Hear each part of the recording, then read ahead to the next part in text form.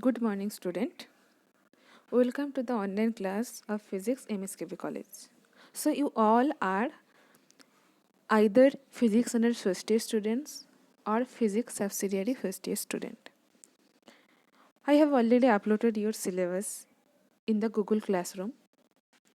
So, you will see that in the first paper, the first topic is Special Theory of Relativity in case of honors and also in case of subsidiary.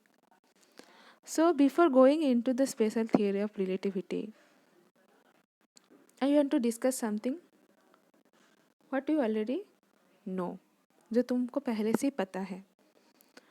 Special theory of relativity का ज़रूरत क्यों पड़ा ये तो मैं बाद में आऊँगी, but special theory of relativity समझने के लिए जो बेसिक चीज़ें पता होना चाहिए उसी के बारे में मैं पहले बताऊँगी. उसी में से एक है फ्रेम ऑफ रेफरेंस. तो बच्चों, फ्रेम ऑफ रेफरेंस जो होता है ये हम डेली लाइफ में भी यूज़ करते हैं.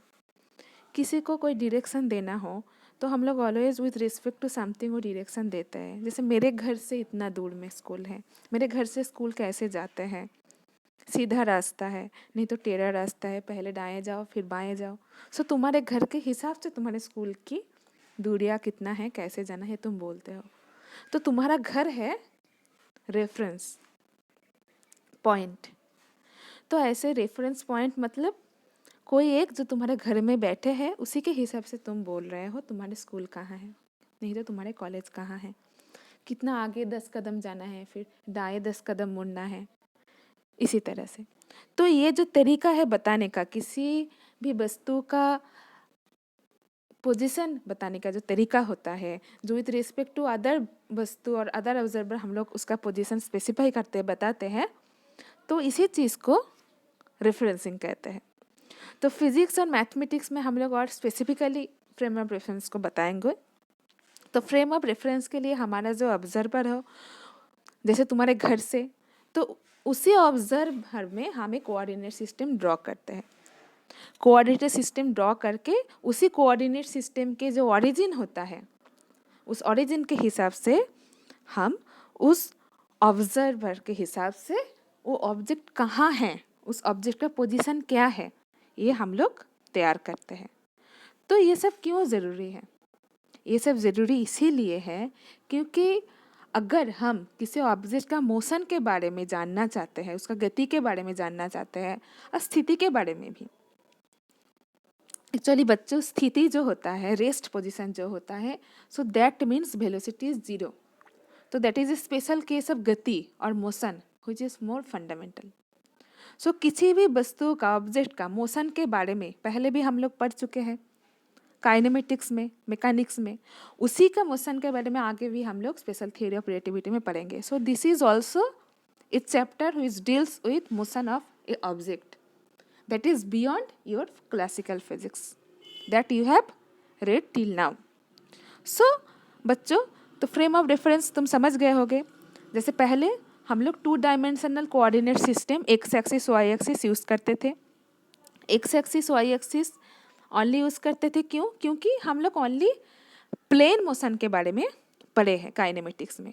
प्लेन मोशन मतलब एक्स एक्सिस वाई एक्सिस, दाएँ मुड़ेंगे नहीं तो सीधे जाएंगे, नॉर्थ साउथ ईस्ट वेस्ट, इसी के बारे में, इसी मोशन के बारे में हम लोग बात कर रहे थे 12th में. तो इसीलिए हमारे लिए किसी भी वस्तु का, किसी भी ऑब्जेक्ट का पोजीशन निर्णय करने के लिए 2 ही एक्सिस काफ़ी था.